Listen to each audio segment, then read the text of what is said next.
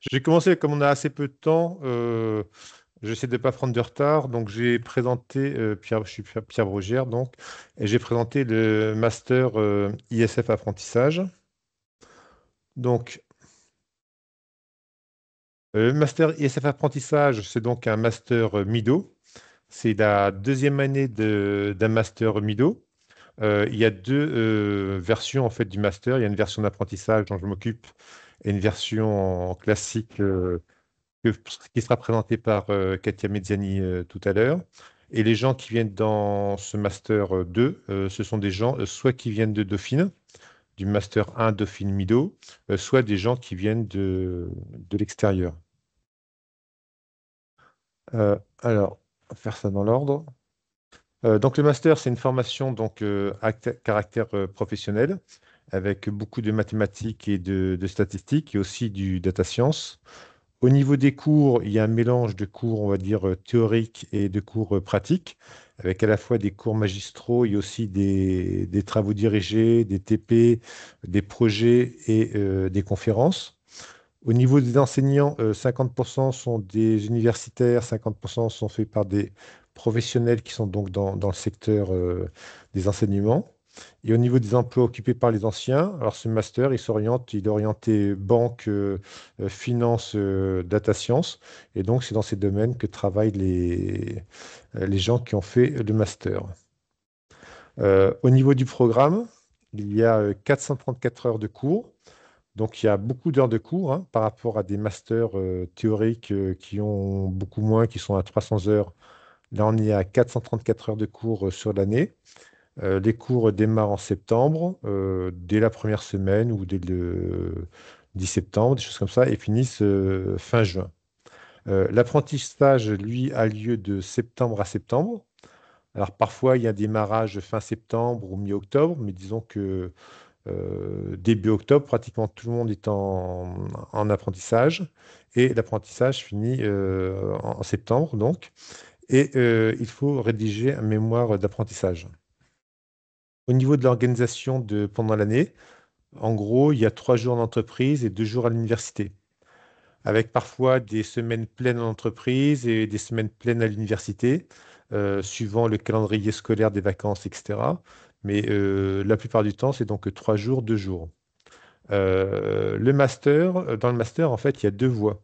Il y a une voie data science et une voie finance. Donc, ça veut dire que les gens qui suivent le master ont un tronc commun de 323 heures, mais suivant l'option que vous choisissez, vous faites soit le parcours data science de 81 heures, soit le parcours voie finance de 81 heures, qui sont donc en plus de ces 323 heures. Et enfin, bon, tout le monde fait donc les conférences qui représentent environ 30 heures d'enseignement. Au niveau des enseignements, donc là, j'ai mis les enseignements du tronc commun. Donc, tout ce qui est calcul actuariel, finance stochastique, ça représente environ 51 heures. Après, il y a des modules plus pratiques qui sont faits par des professionnels. Comment on trade une position d'option, comment on fait la gestion du risque dans une banque, ou comment fonctionne une compagnie d'assurance. Et là aussi, des aspects risques en compagnie d'assurance. Donc là, à 75 heures. Il y a des cours qui sont plus du soft skill, culture financière, pratique de Bloomberg, anglais et 36 heures.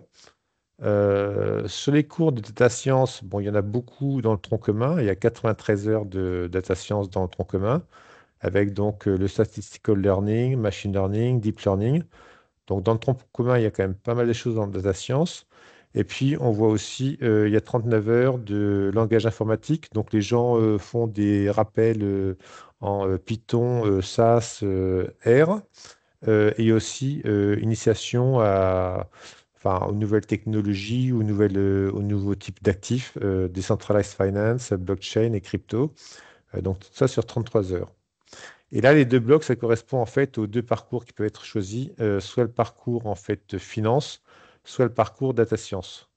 Donc dans le parcours finance, les gens regardent de façon plus précise tout ce qui est modèle des finances stochastiques sur des classes particulières d'actifs. Donc, finance stochastique appliquée à la courbe de taux, au risque de crédit, donc pas uniquement de la finance stochastique, aussi des méthodes de copula, des méthodes aussi utilisées, donc numériques ou probabilistes, spécialisées un petit peu en finance. Donc voilà, c'est l'aspect finance stochastique et puis méthode un petit peu complexe en finance. Et puis là, pour les gens qui suivent la voie data science, donc 81 heures de complément data science avec des choses donc plus poussées, reinforcement learning, transformer, qui est donc la technologie de ChatGPT par exemple, des modèles, des large language models. Et puis des choses aussi faites par des professionnels qui donnent un petit peu une vision sur la façon dont on applique le data science dans le business. À noter que pour les gens qui font le parcours donc finance, ils peuvent aussi s'inscrire à l'université, à un diplôme universitaire qui prépare en fait au titre de Chartered Financial Analyst niveau 1.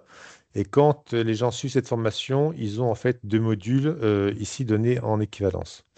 Et à la fin de l'année, ils peuvent obtenir le DU et s'inscrire et passer le niveau 1 du Chartered Financial Analyst exam. Ok.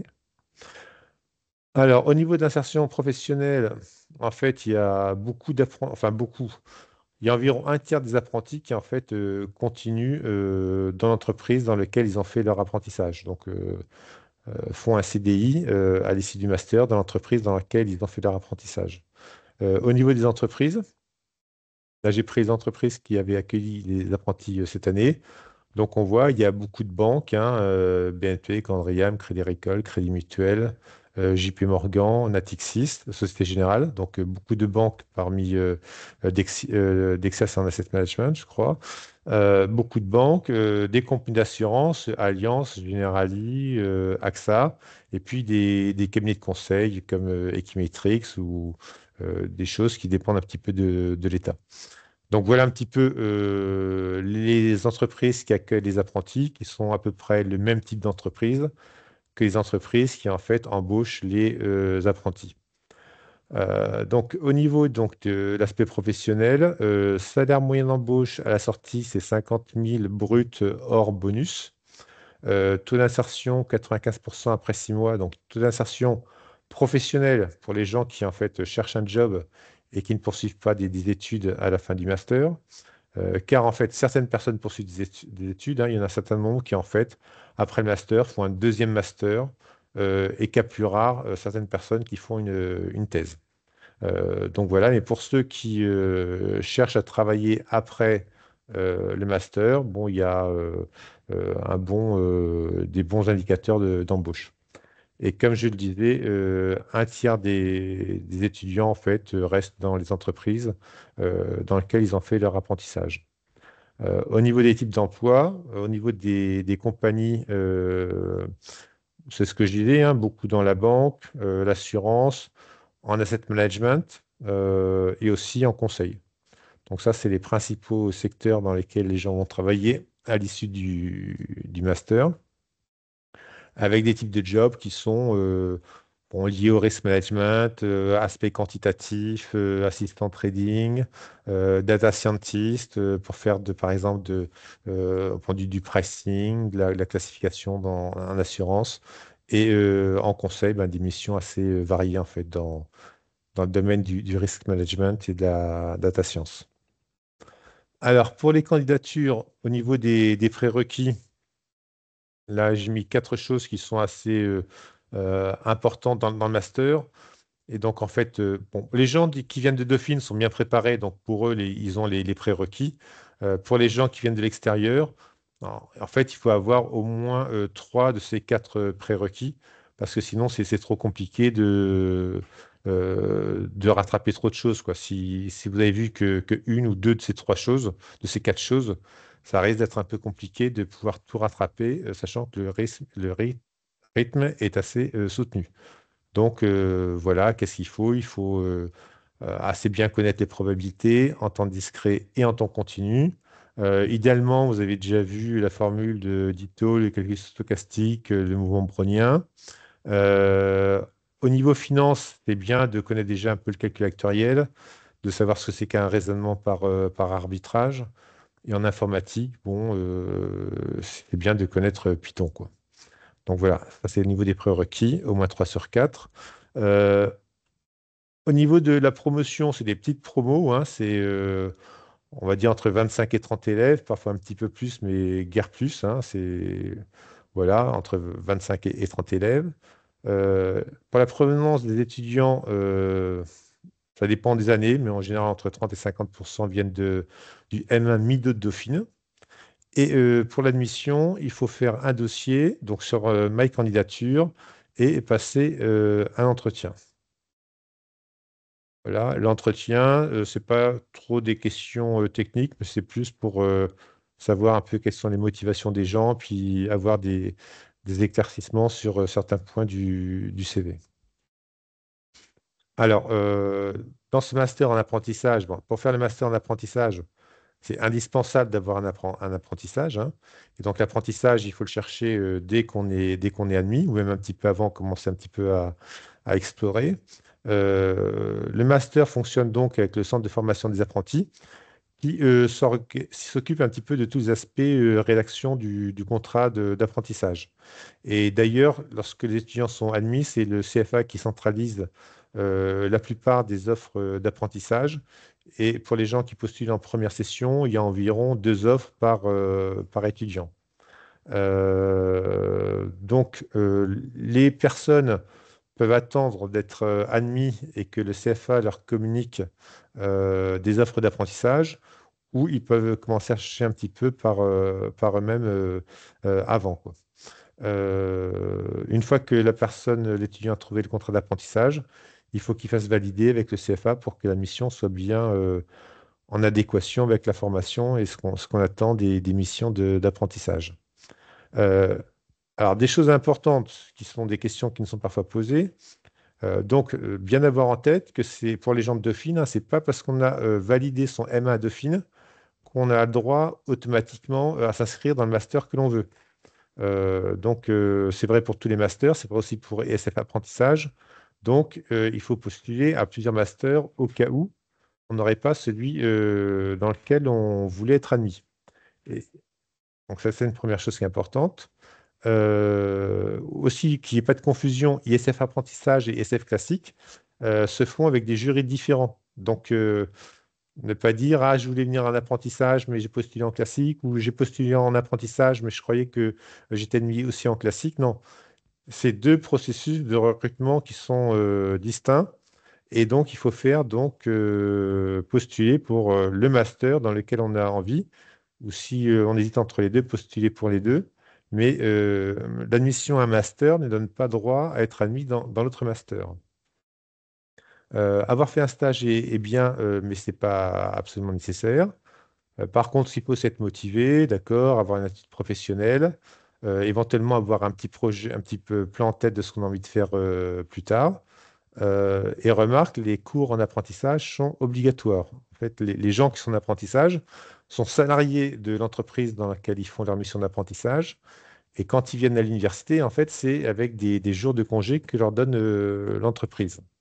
Euh, à titre informatif, les gens qui sont en apprentissage perçoivent un minimum brut de 1 236 € par mois parce que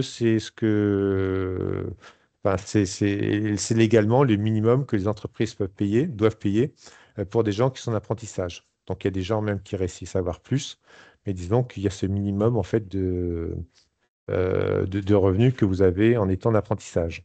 Et quand vous êtes en apprentissage, il n'y a pas de frais de scolarité à payer à l'université.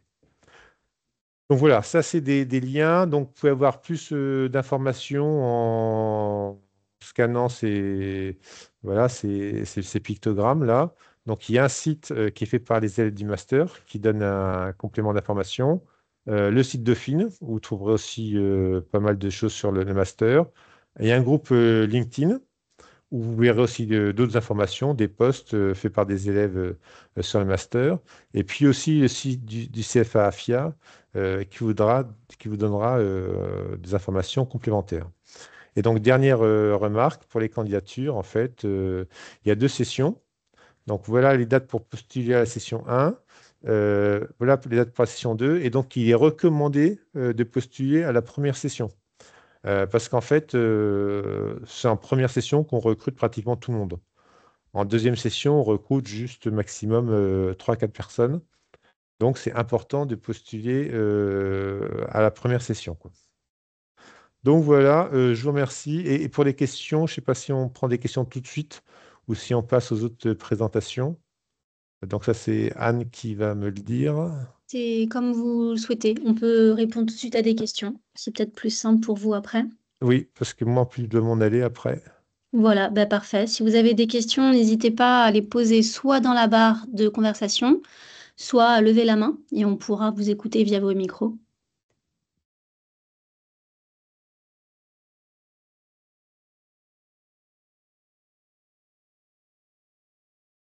Alors, quand ont lieu les entretiens?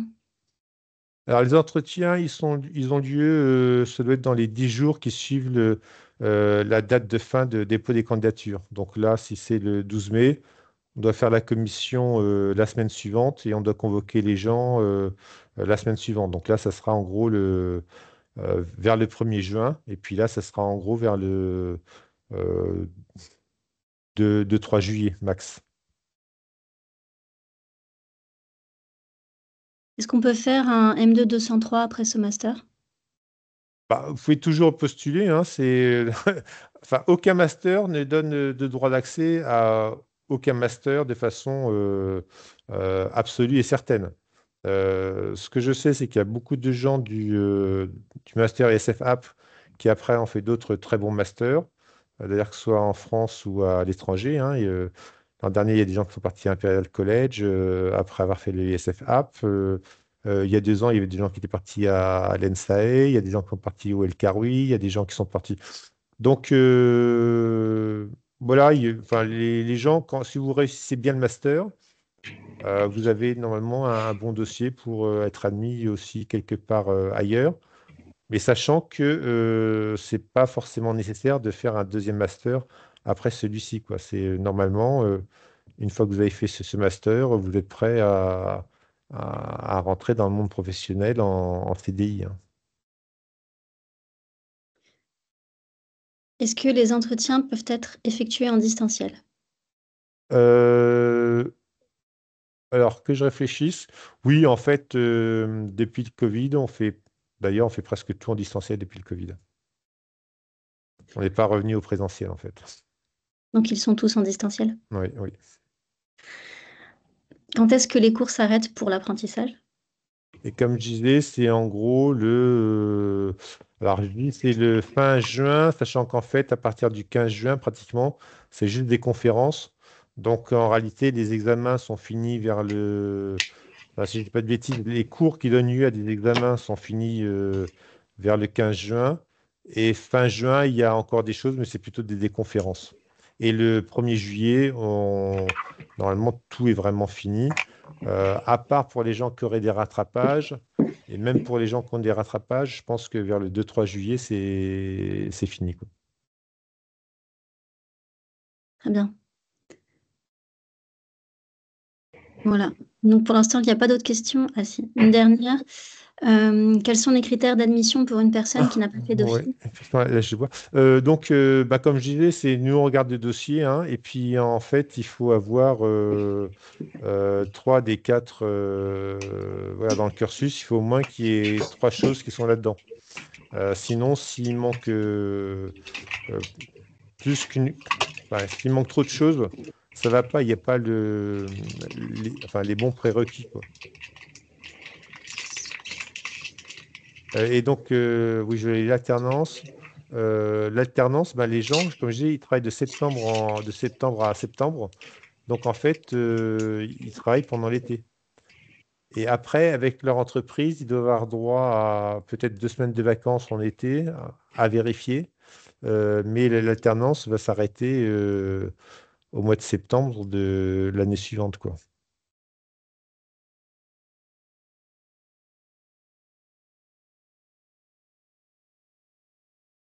Merci Pierre. D'accord, très bien. Ben, je vous remercie. Puis donc, je laisse Oui. les personnes suivantes faire leur présentation. Parfait. J'ajoute avant leur présentation que si jamais il y a d'autres questions qui vous viennent aux participants, je vais vous mettre l'adresse mail du secrétariat Mido. Ça, vous pourrez les poser et on pourra y répondre. Merci Pierre. Très bien, merci.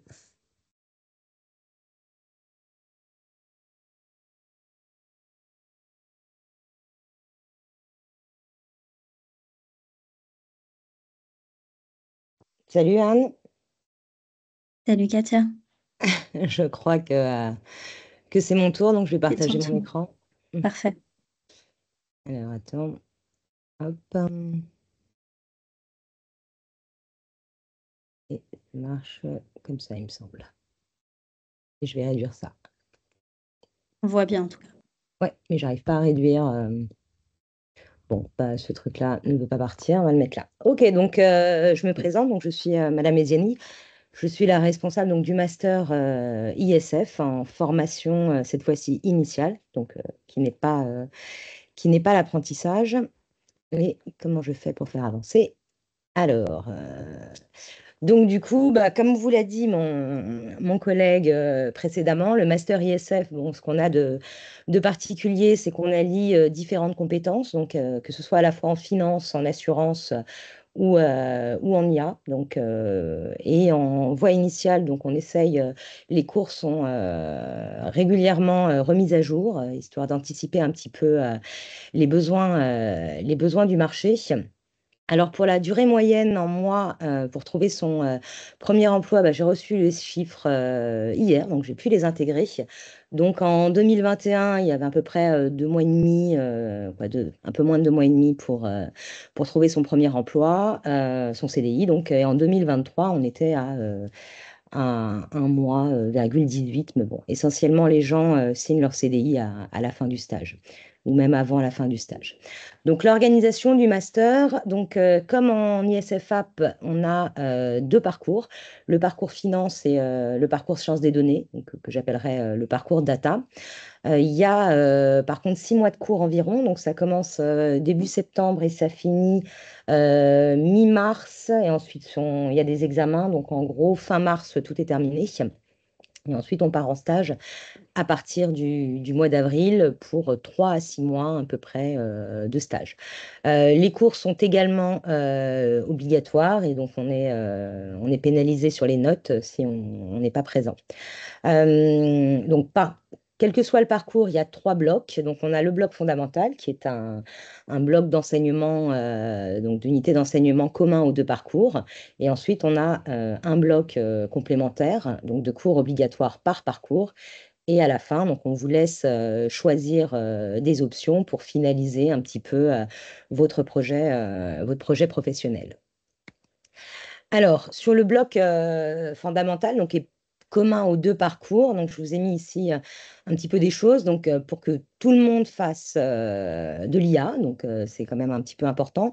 Donc, on a de ce côté-là, donc là c'est la droite. À droite, on a donc du deep learning, du machine learning, du natural language processing, donc les transformers, donc toutes les méthodes un petit peu classiques. On a toutes les méthodes de régression et de classification, hein. Il faut savoir que c'est un peu les méthodes que vous allez utiliser même dans les FANG, hein, dans les banques. Essentiellement, vous faites du modèle linéaire, hein. C'est moins fun qu'on pense, mais ça se résume essentiellement à ça. Donc, je vous ai dit que vous deviez également acquérir des compétences en finance et en assurance, alors pour être sûr que tout le monde ait cette culture ou au moins ce vernis-là, quelle que soit la voie, vous avez des cours qui s'appellent culture financière et de l'assurance, où là, on reprend un petit peu tout le vocabulaire et parfois on va sur culture et financière et de l'assurance au second semestre, on va sur des domaines un petit peu plus pointus. Et on développe également donc en classique des soft skills. euh, donc comme la data vise, qui est très importante pour pouvoir présenter un petit peu ses rapports et ces choses comme ça. Et on a également donc un cours qui s'appelle leadership et communication, donc qui est plus un cours pour apprendre à vous connaître, un peu un cours de développement personnel, à gérer les choses et un peu de SQL aussi. Et voilà, d'autres modules un petit peu comme ça.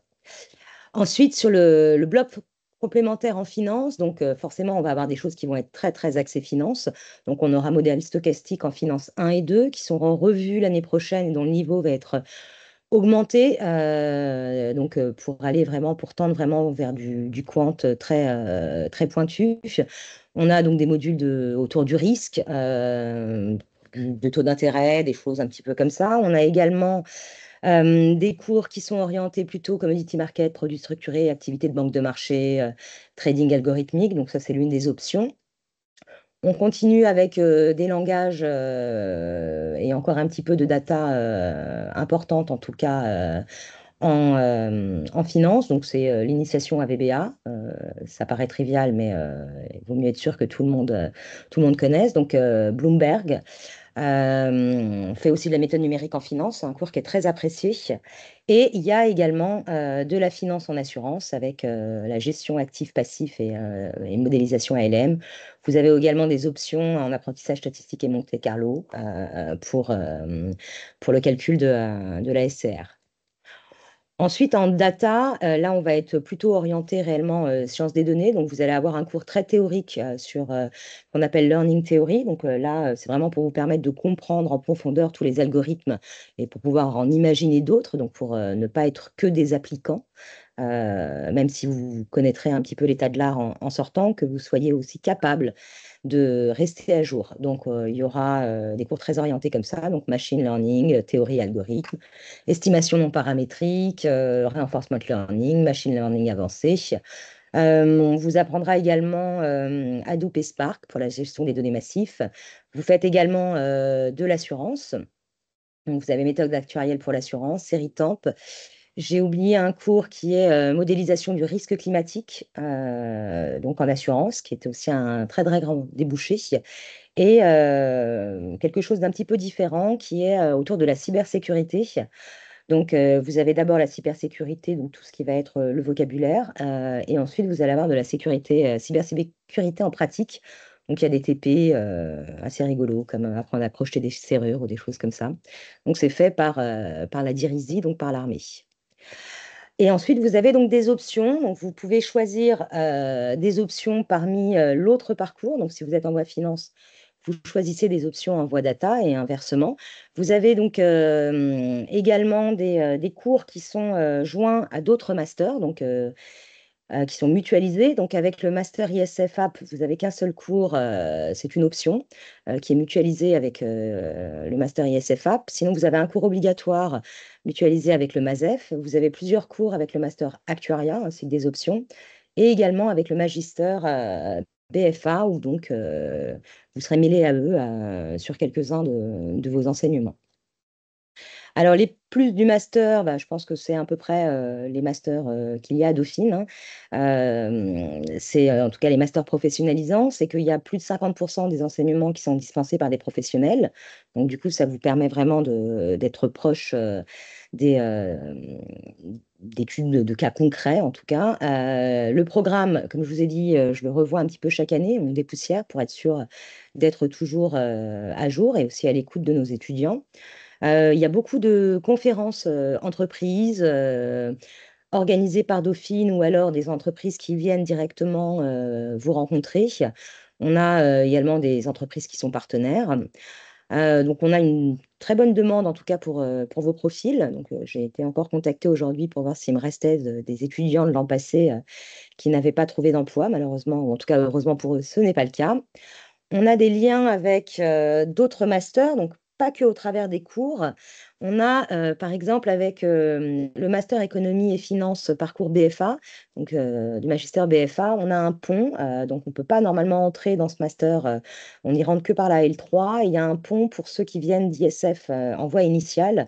Donc, on a un échange de deux étudiants, parce que je sais que vous aimez bien faire deux masters. C'est une très, très grande mode en ce moment. Et on a la même chose avec le master actuariat. Et donc, on a un système où il y a des modules que vous n'avez pas à repasser, puisqu'on a des choses qui sont en commun. Et effectivement, comme le disait mon collègue précédemment, on a donc, par exemple, l'année dernière, deux qui sont partis en BFA, une qui est partie en actuariat, un autre qui est parti à Polytechnique. Et inversement, on reçoit dans le master des étudiants qui ont déjà un master, donc qui viennent d'un peu partout. On a eu des demandes de personnes qui avaient le master El Karoui, donc vous voyez, ça va dans les deux sens. On a des gens de l'IX, voilà, on a des profils très variés. Alors, les plus du master, c'est que c'est une petite promo et ça, c'est voulu. Voilà, on n'est pas à l'usine, ça nous permet d'être vraiment à l'écoute, de vraiment vous connaître. Le moins, c'est qu'on est très derrière vous, hein, et qu'on s'assure que tout va bien pour vous. Sur le master ISF, en voie initiale, vous avez ce système d'options qui vous permet vraiment d'adapter votre projet. Si vous avez envie de faire, vous êtes en finance, vous voulez faire plus de data, ou vous êtes en data et vous avez envie de faire un peu plus de finance, ça c'est possible. Donc vous n'êtes pas limité dans les options. Je compterai juste les meilleures notes pour compter 6 ECTS. Donc quand vous sortez de là, à la fin, donc quand on arrive en mars, vous avez une vraie compétence IA. Vous avez énormément de projets, peut-être un peu trop. Vous avez un gros data challenge en fin d'année qui est organisé sur 3 samedis. C'est une sorte de hackathon amélioré. Donc cette année, par exemple, c'est avec Covea, qui va offrir un prix de 1 000 euros aux gagnants et de 500 au second. Donc on fait ça en collaboration avec des étudiants de Polytechnique, de BFA. C'est ouvert en option aussi aux actuaires. Donc voilà, il y en a un chaque année. On a déjà eu Natixis, on a eu Safran, donc pour l'armée. Donc c'est assez varié. Alors quelques chiffres, je pense que ce sera totalement à droite ce qui va vous intéresser. Donc on a les rémunérations brutes hors prime. On est donc sur des salaires médians ou moyens, hein. Il y a une différence entre le salaire médian et le salaire moyen. Donc je vous ai mis les vrais chiffres, mais regardons plutôt avec les primes. On arrive donc sur un salaire médian en 2023, on était à 53 000, et en moyenne, on était donc dans les 65 000. Donc on peut prétendre à un très joli salaire en sortie. Alors les prérequis, et ça par contre je vais vraiment insister, en ISF classique, le niveau en tout cas théorique est très élevé, parce que vous avez beaucoup de modules également théoriques. Donc, le calcul STO est vraiment poussé très loin. En voie data, vous avez de la learning theory. Donc, c'est vraiment, il faut des connaissances très solides en mathématiques. Donc, il faut avoir au minimum fait des modules et les avoir très bien réussis. Et je m'intéresse également au contenu à l'intérieur. Donc, il faut avoir fait des statistiques mathématiques, pas des statistiques descriptives, qui pour moi ne sont pas des stats, hein. Il faut avoir fait du calcul stochastique, hein, donc proba en temps discret, continu, calcul sto, mouvement brownien, Ito. Ça, c'est la base. Et il faut avoir un très bon niveau d'anglais parce que beaucoup de cours sont en anglais et d'autres vont passer l'année prochaine aussi en anglais. Avoir fait un stage, c'est pas une obligation, c'est un plus, et encore. Ce qui est très important pour moi, c'est les lettres de recommandation. Voilà.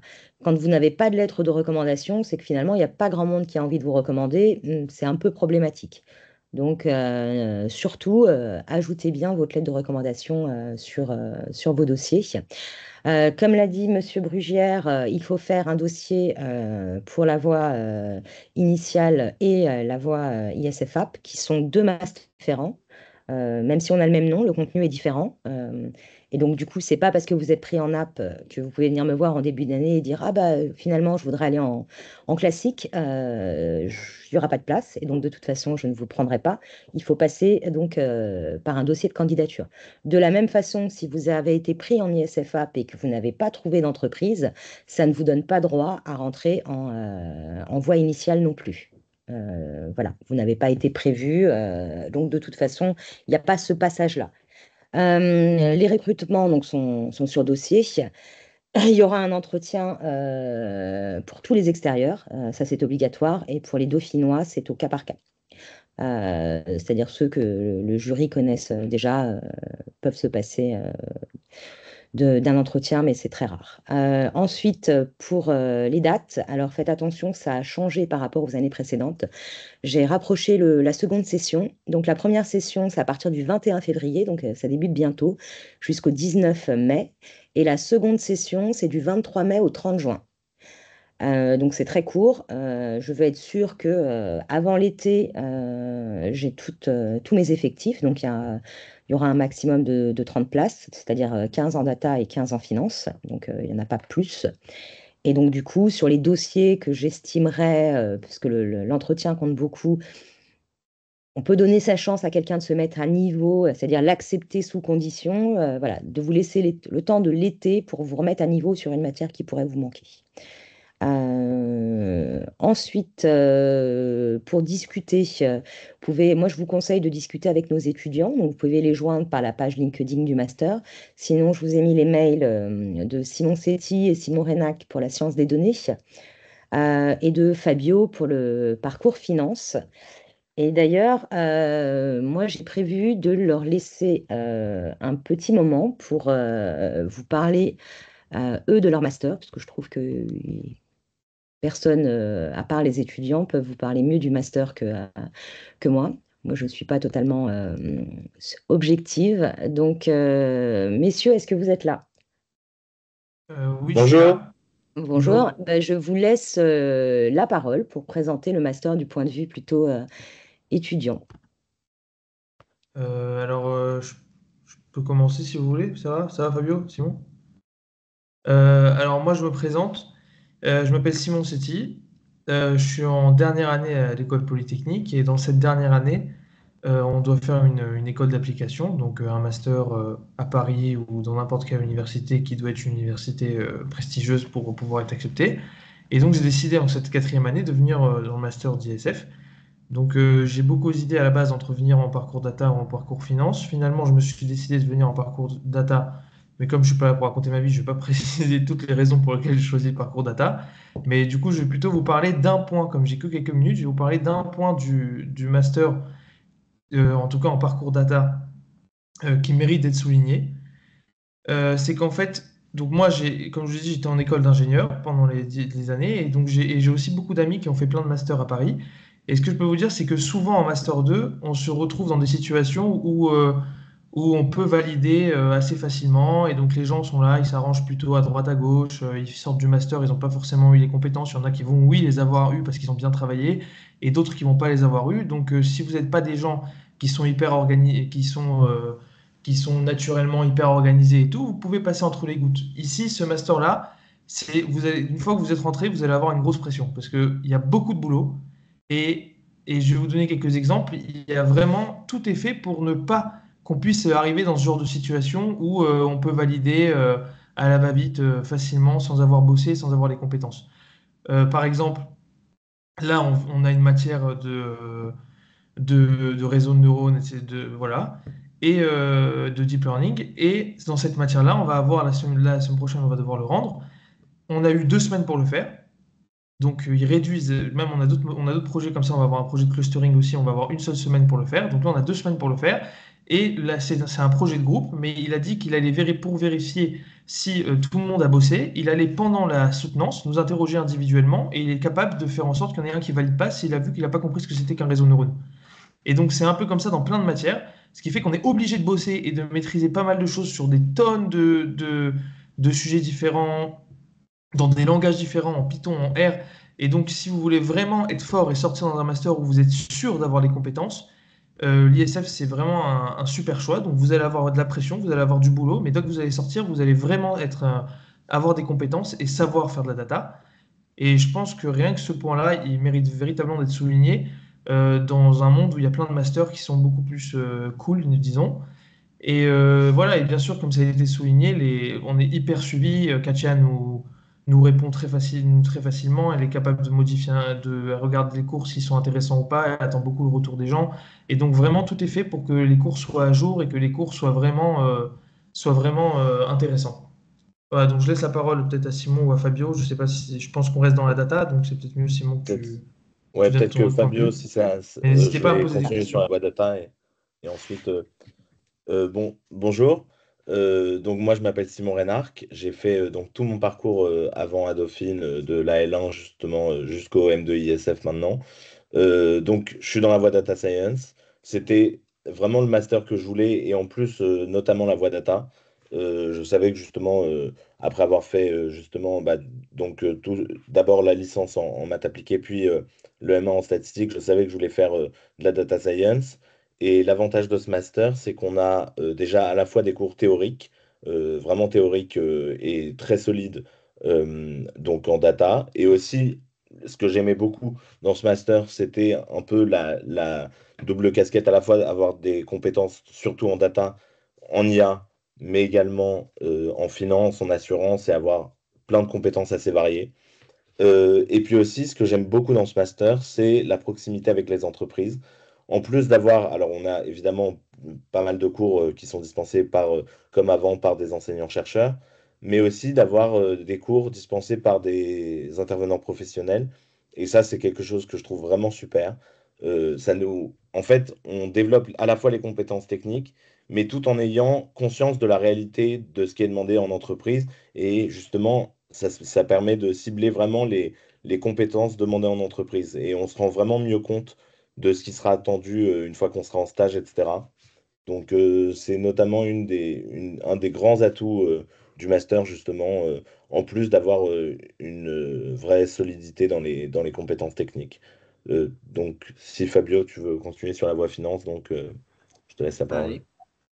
Bah, pour mon cas, alors moi je suis Fabio Delova, je viens de l'INSA, j'étais en mathématiques appliquées, en spécialisation, et bah, comme elle vous l'a expliqué très bien à Madame Mesiani, bah, elle m'a donné une chance de pouvoir faire de la finance, alors que j'en avais pas autant, je pense, que certains étudiants qui sont dauphinois ou quoi, et j'ai pu beaucoup travailler, beaucoup apprendre, et ce master a une vraie qualité, c'est que la charge de travail est importante, la multidisciplinarité des cours est très vaste et vous avez l'occasion vraiment d'approfondir plein de domaines. Et un point que je vais souligner et dont en data vous n'avez pas encore mis le point dessus, je dirais vraiment la capacité à spécialiser votre avenir, préciser un peu votre souhait dans ce que vous voulez faire, ce que vous voulez approfondir, découvrir. C'est vraiment une grande force du master.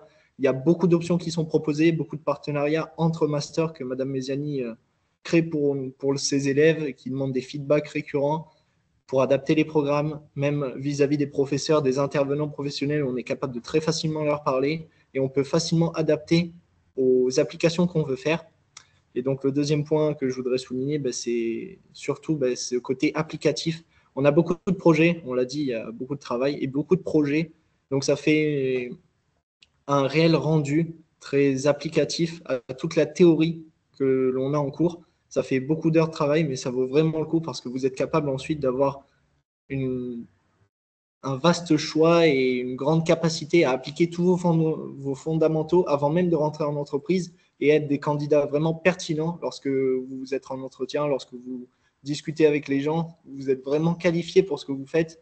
Et je rejoins absolument Simon Setti qui disait tout à l'heure que on ne peut pas passer vraiment entre les gouttes dans ce master. On est suivi. C'est vraiment une grande qualité du master. Et si vous vous donnez les moyens, le travail pour le faire, vous allez vraiment apprendre beaucoup de choses dans divers domaines et vous allez pouvoir faire ce que vous voulez à la sortie. Moi, je sais que j'ai voulu beaucoup développer cet aspect finance. On m'a donné la chance de le faire et je le regrette absolument pas parce que je me rends compte que j'aurais jamais appris autant de choses à l'INSA. Je vous le dis très honnêtement, ça vaut le coup. En finance, on a beaucoup de quoi s'orienter là-dedans et aucun regret sur ça. Eh ben, je vous remercie, messieurs. Si jamais vous avez des questions, c'est le moment.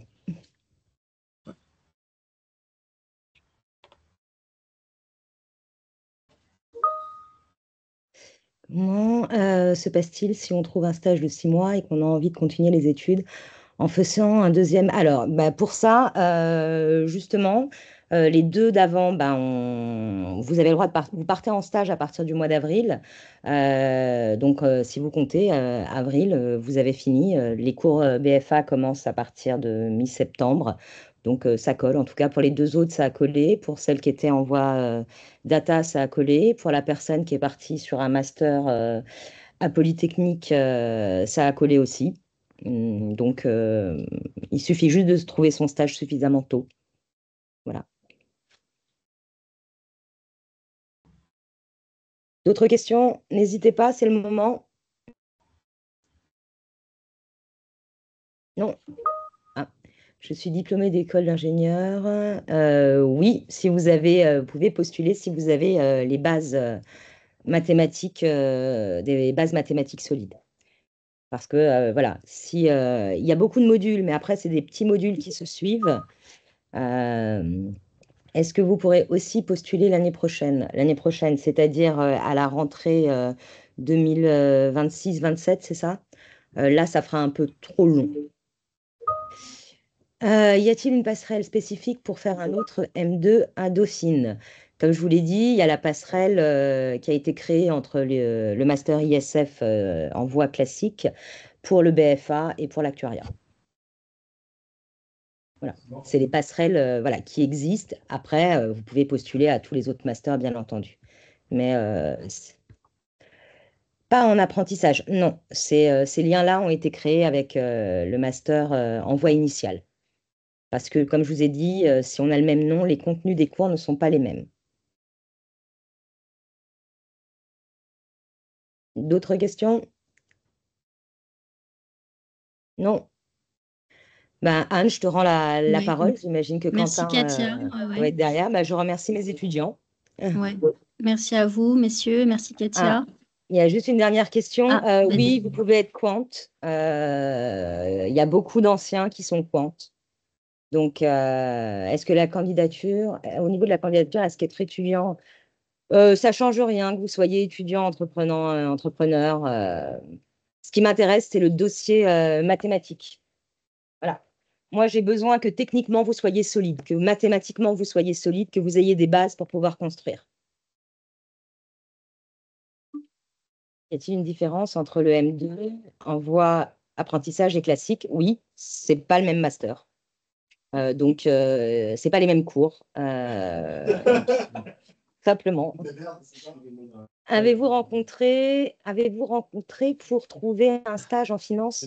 Je n'ai pas compris la question. Peut-être qu'il veut dire, avez-vous rencontré des difficultés? Ah, voilà. Ah, avez-vous rencontré des difficultés? Là, ils sont en train de chercher, les miens, cette année. L'année dernière, il y en a eu 2 qui ont commencé à chercher très tard, donc du coup, ils ont trouvé très tard. Ils avaient validé toute l'année. L'entreprise a exigé 6 mois et pas 3 mois. Donc, ils ont dû redoubler pour faire finir les 6 mois de stage. Et on fait un jury exceptionnel là, dans une semaine pour leur délivrer le diplôme avec un petit temps de décalage. Mais ça, c'est parce qu'ils ont validé tous leurs modules. Sinon, ça ne passe pas. Voilà. Très bien, merci. Si vous avez d'autres questions, je vais vous mettre une adresse mail à laquelle vous pourrez poser toutes vos questions. On va laisser la parole à Monsieur Guibert pour qu'il puisse présenter le master actuariat. Merci à Fabio, Simon et Katia. Merci à vous. Ouais, alors je suis en train normalement de partager mon écran. Bonjour à toutes et tous. Dites-moi si ça s'affiche bien. Bonjour Quentin, ouais, ça s'affiche bien, c'est bon. Ok, parfait. C'est parti. Il ne nous reste plus beaucoup de temps, donc je vais essayer d'être rapide et puis éventuellement vous poserez vos questions s'il y a des points qui n'ont pas été vus. Alors le master actuariat, donc c'est une formation qui est accréditée par l'Institut des actuaires. Donc vous avez 10 formations d'actuaires en France qui délivrent le titre, qui est reconnu de manière européenne et également dans certains autres pays. C'est une formation qui, comme son nom l'indique, permet de former au métier d'actuaire. Donc, qu'est-ce que c'est en 2 mots que le métier d'actuaire, sachant que j'ai mis un petit QR code vers le site de l'Institut des actuaires qui vous fournira toutes les informations nécessaires si vous voulez des compléments à ce que je vais énoncer vraiment de manière très très rapide. Vous avez notamment des vidéos qui s'y trouvent et qui permettent de présenter un petit peu l'ensemble de la palette des différents métiers qui sont cachés derrière ce qu'est le métier d'actuaire. Le métier d'actuaire, en fait, en quelques mots, c'est un spécialiste de l'évaluation des risques et de leur modélisation. Ces risques, ils sont de différentes natures. Ce sont des risques qui peuvent être de nature financière, ce sont des risques qui peuvent être de nature démographique, ce sont des risques qui peuvent être de nature technologique. Donc derrière technologie, ça peut être autant de l'assurance auto que de la compréhension de risques industriels, de risques très particuliers, comme par exemple assurer des champs d'éoliennes, assurer des avions, assurer des supertankers, par exemple. Ça peut également être des risques qui sont de nature numérique, comme par exemple les risques cyber. Et également donc des risques qui sont attachés au changement climatique, typiquement les assurances de récolte, mais également on voit l'actualité est là pour nous rappeler un petit peu l'ampleur du changement climatique et les conséquences qu'il peut y avoir à couvrir ces risques au moyen de l'assurance. Donc, en fait, ce que j'essaie de vous donner un petit peu au travers de ces différents exemples, c'est le fait que c'est une formation qui, par essence, est conçue de manière pluridisciplinaire et qui s'appuie à la base donc, sur un socle mathématique. Donc, vous allez retrouver dans ce master à la fois des enseignements mathématiques, à savoir des statistiques et des probabilités pour l'essentiel, et tout un ensemble de compétences qui vont vous permettre de voir un petit peu tous ces aspects du risque, donc à la fois des choses qui vont être mathématiques, mais aussi des choses qui vont être liées à la compréhension du fonctionnement de l'assurance et de la gestion des risques. Donc c'est une formation qui est, comme je le disais, qui est vraiment diversifiée de ce point de vue-là au niveau des enseignements qui sont proposés. Et après, au niveau du résultat de votre insertion professionnelle, donc elle vous permet de travailler essentiellement dans le domaine de l'assurance, du conseil, de la banque, de la finance et du courtage. Donc j'ai remis la petite ampoule là, qui permet de donner des exemples un petit peu de métiers, sachant que voilà, la plupart quand même des actuaires travaillent dans le monde du conseil, de l'assurance et de la finance. Pourquoi choisir ce master? Donc, c'est une formation qui, comme les deux précédentes, est professionnalisante. Hein, et c'est pas un master recherche. Donc, même si on a, je dirais à peu près, un étudiant de la promotion qui, en général, veut poursuivre par une thèse, c'est quand même pas la majorité des étudiants. Donc ça, c'est effectivement un point important. Et donc, c'est une formation autre point clé qui donne l'accès à l'Institut des actuaires. Donc, si vous hésitez, par exemple, avec d'autres formations en France qui fournissent des enseignements en actuariat, il faut avoir en tête que vous en avez très peu qui délivrent ce type d'actuaire qui est vraiment le point de reconnaissance avec les instituts internationaux d'actuaires. Donc, effectivement, c'est important d'avoir fait ces formations qui offrent ce diplôme. Notre formation, donc, en fait, elle comprend de ce point de vue-là un ensemble d'enseignements théoriques et appliqués qui vont répondre d'une part à ce que liste le corps syllabus de l'Institut des actuaires. Donc, c'est un ensemble de compétences à la fois mathématiques, à la fois également en gestion, en informatique, etc., etc., en économie également, avec tout un ensemble de compétences qui doivent être acquises pour pouvoir valider un titre d'actuaire. D'accord? Donc, le master d'actuariat recouvre toutes ces compétences et ce corps syllabus, ce qu'il faut avoir en tête, c'est qu'il est extrêmement ambitieux. Il y a beaucoup de choses qui sont à intégrer et la plupart de nos étudiants, quand ils rejoignent ce master, ont, je dirais, une formation soit d'ingénieur, soit une formation en mathématiques appliquées. Et ils ont besoin de ce point de vue-là d'acquérir beaucoup de compétences qui sont à l'intérieur de ce corps syllabus, ce qui fait que le contenu du master est très dense et comprend plus d'une trentaine de matières avec entre 500 et 600 heures d'enseignement dispensées sur 6 mois. Donc, de ce point de vue-là, je vais vous présenter juste après un petit peu le contenu des enseignements qui sont proposés, mais à l'inverse, je dirais, des deux parcours que vous aviez précédemment, où vous aviez un peu le choix pour composer à la carte un petit peu votre cursus en fonction de ce que vous souhaitez.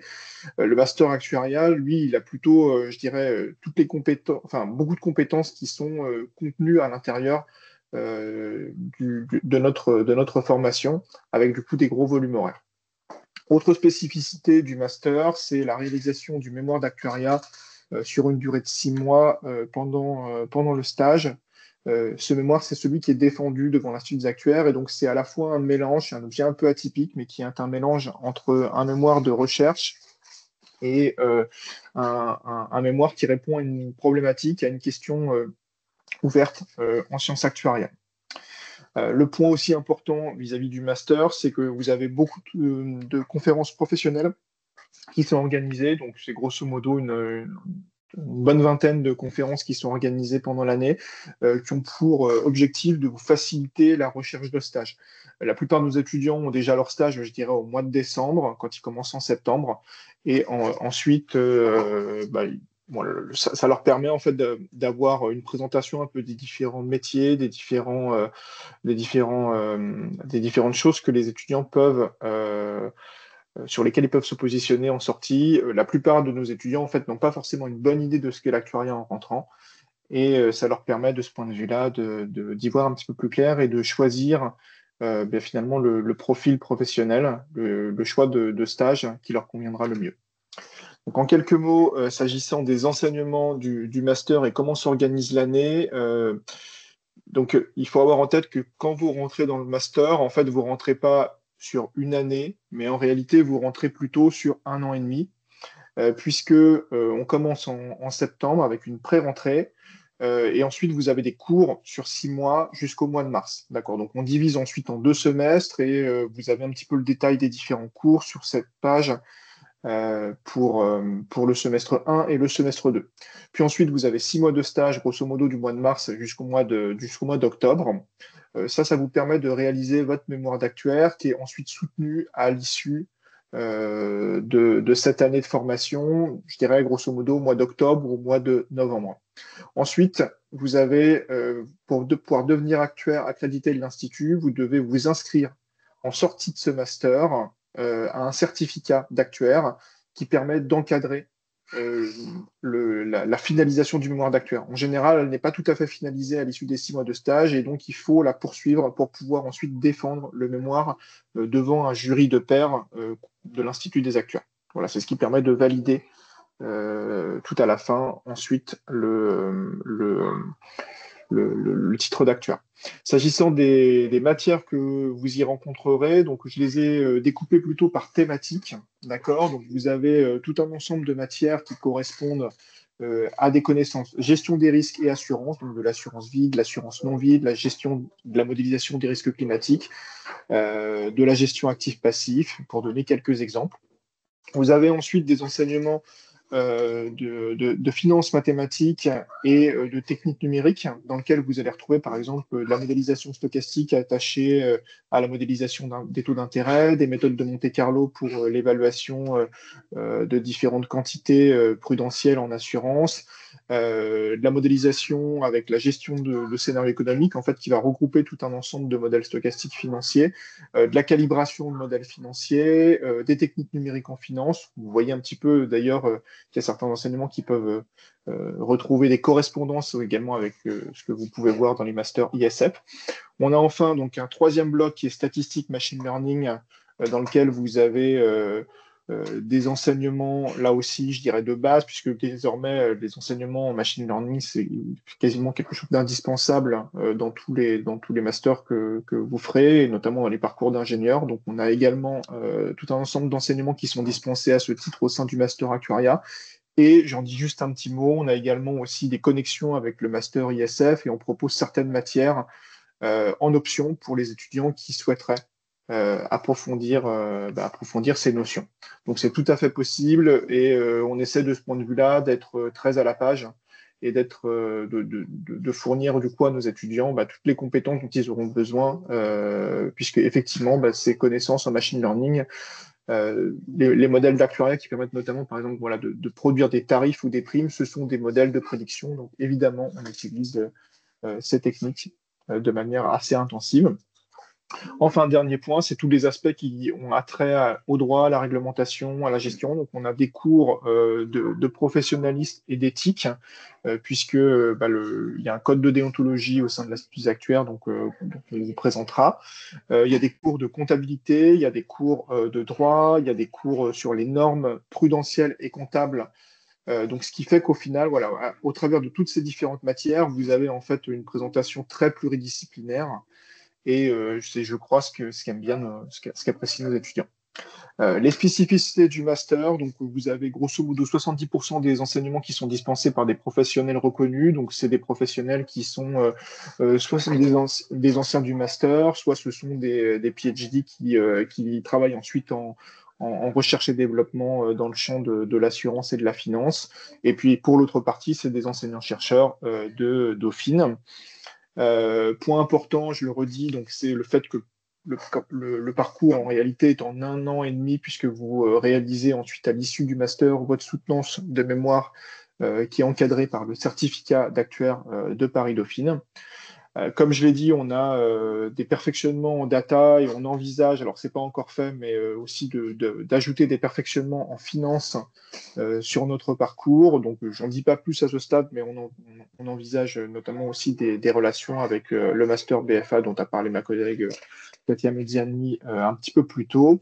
Et enfin, point important, si vous rejoignez le master sans être passé par le parcours d'actuariat de Dauphine en master 1, vous aurez des matières qui sont dites en prérequis, c'est-à-dire que ce sont des enseignements qui sont dispensés en mathématiques master 1 qu'il vous faudra rattraper, donc à travailler pendant l'été et que vous passerez ensuite via un examen dédié pendant l'année de master 2. Enfin, dernier point sur l'organisation, et ça aussi, je pense que mes étudiants à qui je laisserai la parole juste après pourront vous en parler. On essaie d'avoir un suivi qui est très, très rapproché vis-à-vis de nos étudiants pour leur permettre du coup la meilleure insertion possible et également aussi, comme le parcours est très dense, d'avoir le meilleur suivi pour les cours et donc la présence est obligatoire à ce titre. S'agissant de l'insertion professionnelle, donc j'ai dit quelques mots s'agissant des secteurs principaux d'embauche. La rémunération brute, il y a une petite typo, c'est marqué 2022, ici je crois que c'est 2023, et donc voilà, vous êtes grosso modo à 50 000 euros de moyenne médiane, sachant que il y a quand même sur ces statistiques pas mal comment dire, d'aléas, et donc en fait on a une queue de distribution à droite qui peut être un peu plus élevée. Mais bon, tout ça dépend en fait beaucoup du domaine dans lequel vous vous insérez. En général, en banque finance, c'est un peu plus élevé, en audit conseil aussi, et puis en assurance, c'est peut-être parfois un petit peu plus faible. Mais bon, il n'y a pas que ce salaire d'embauche qui compte aussi, il y a aussi les trajectoires de carrière qui sont quand même importantes.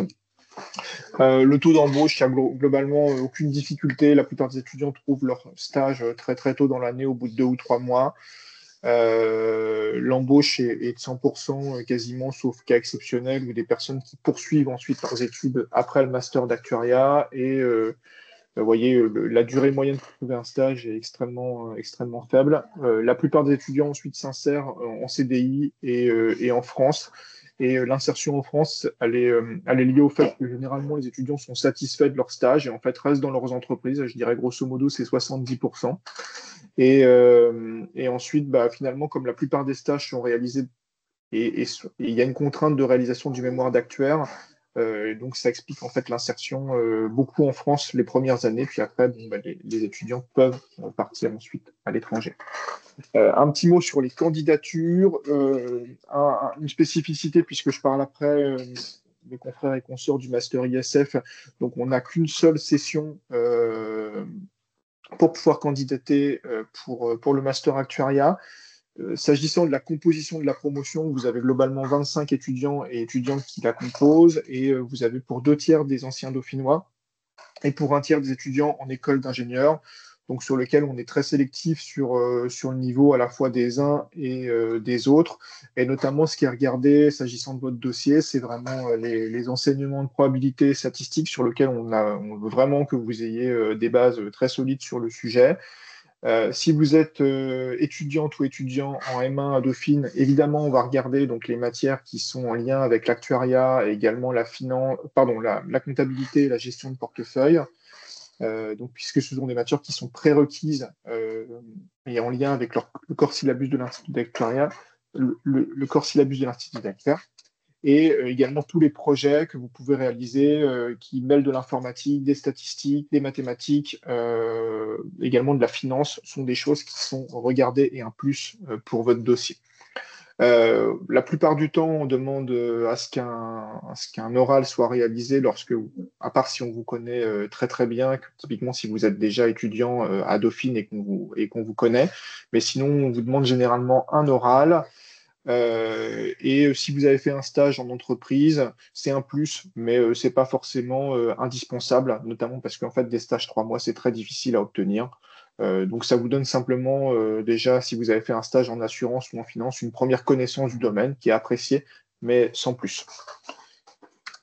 Si vous voulez candidater, donc les dates sont ouvertes donc, du 28 mars au 9 juin. Comme je l'ai dit, il n'y a qu'une seule session pour le Master Actuariat, et donc vous pouvez suivre le lien en cliquant sur le QR code ou sur les supports s'ils sont mis à disposition pour pouvoir y accéder.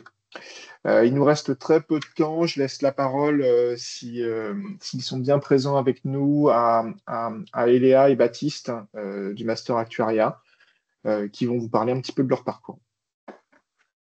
Merci. Bonsoir à tous. Donc, moi, je m'appelle Eléa Leletti. J'ai fait 4 ans en école d'ingénieur de l'INSA à Toulouse et je suis aujourd'hui en double diplôme à Dauphine.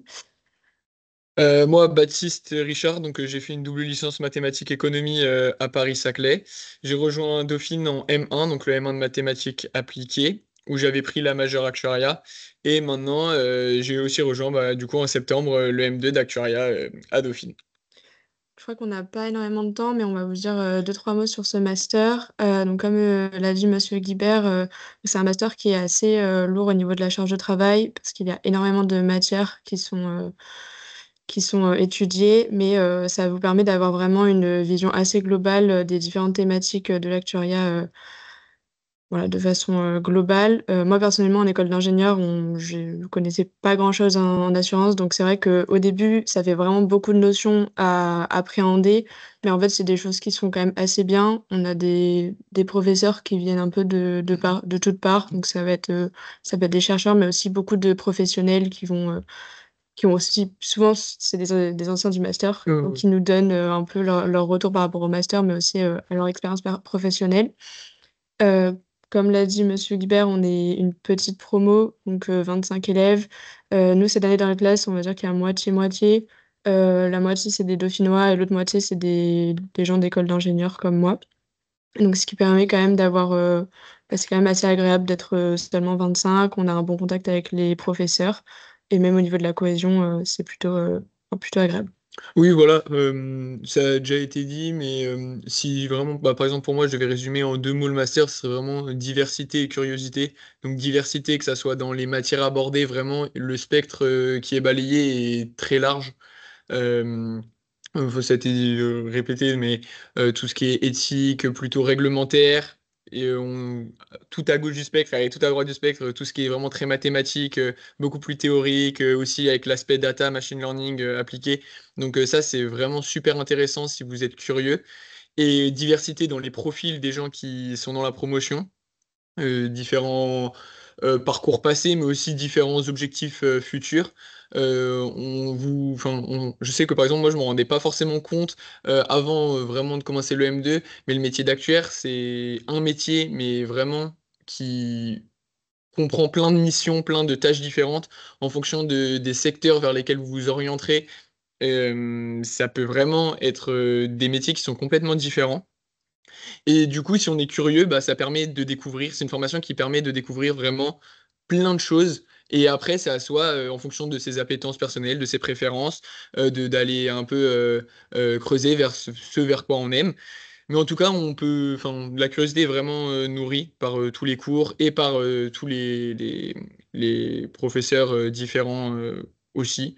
Euh, donc ça, c'est vraiment un super aspect. Ensuite, ouais, on est une petite promotion, donc on est très bien suivi. Par exemple, pour le stage, où je sais que moi, j'étais assez inquiet par le stage. Trouver un stage, c'est souvent une épreuve qui est pas facile pour beaucoup d'étudiants. Vraiment, dans le M2 d'actuariat, c'est pas... Enfin, c'est pas donné, hein. Bien sûr, il y a des recherches à faire par soi-même et il y a une implication à avoir par soi-même, mais c'est grandement facilité par rapport à beaucoup de formations. C'est une formation qui est reconnue quand on en parle avec des personnes, c'est vraiment une formation qui est reconnue.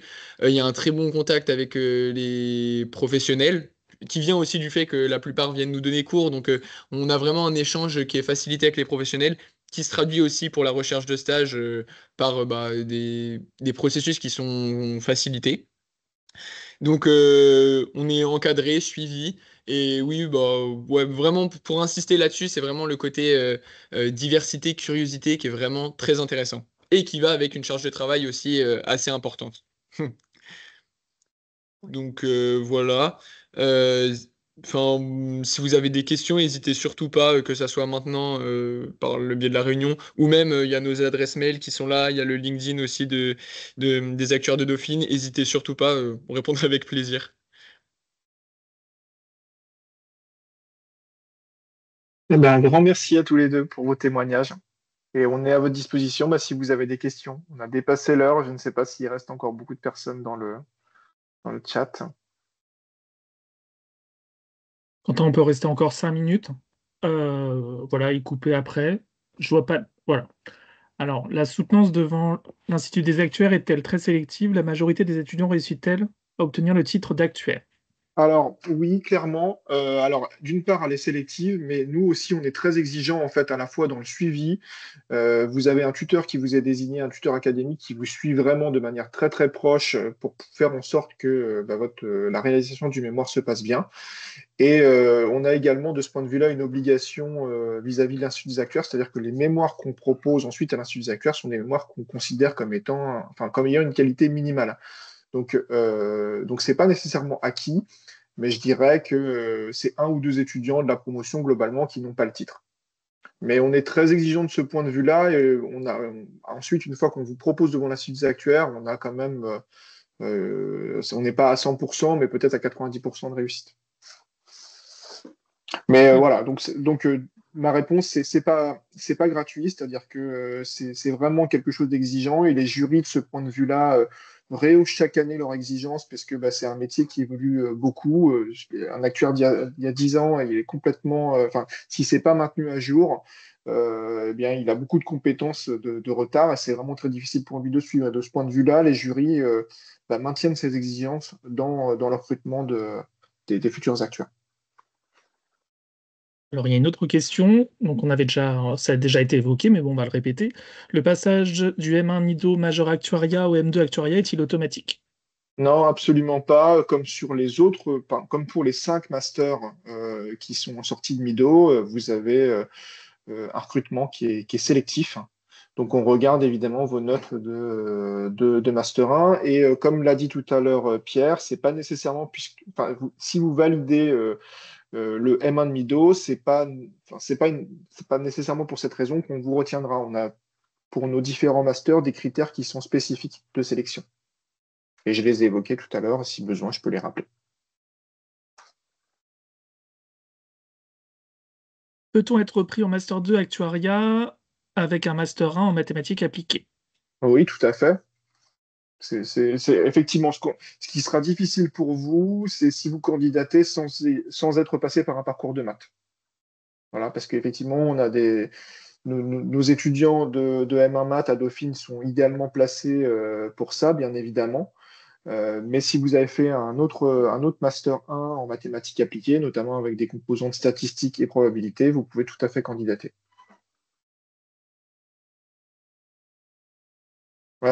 Alors oui, tout à fait. Si vous êtes, je vois la question qui vient juste après. Donc si vous êtes diplômé de l'INSA Toulouse, alors en fait tout dépend de la voie que vous avez choisie à l'INSA Toulouse. Nous, on a un partenariat avec la partie génie mécanique. J'espère que je dis pas de bêtises sur l'intitulé du master, mais Non, c'est corrigez-moi, Eléa. génie mathématiques appliquées. Voilà. Donc on a un partenariat avec cette filière, justement parce que au sein de cette filière, il y a justement des mathématiques poussées qui y sont enseignées.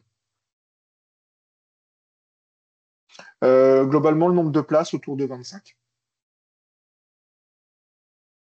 Et encore une fois, on maintient d'une part cette taille de promotion pour deux raisons, parce que d'une part, ça permet d'avoir un bon groupe et d'avoir un enseignement de proximité, et je crois que c'est apprécié des étudiants, mais aussi parce que on a une exigence, notamment pour le mémoire d'actuaire, qui est vraiment forte. Et nous, on veut aussi on a besoin de bras, en fait, simplement pour encadrer de manière tout à fait fiable ces mémoires, et on ne peut pas se permettre de prendre 60 étudiants. Sinon, le suivi, on serait dégradé, et on aurait un taux d'échec beaucoup plus important devant l'Institut des actuaires.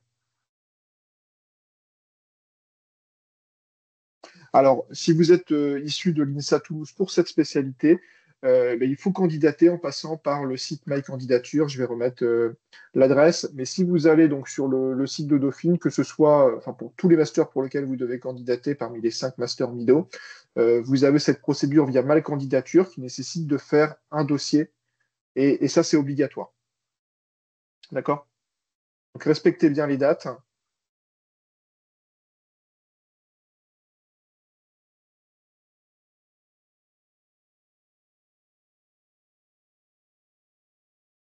Et évidemment, si vous avez des questions, comme on a plusieurs ingénieurs de l'INSA Toulouse qui sont présents depuis plusieurs années dans la formation, n'hésitez pas à leur poser des questions.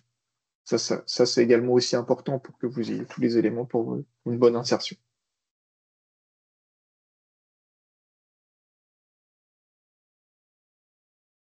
Nous, on va juste y aller.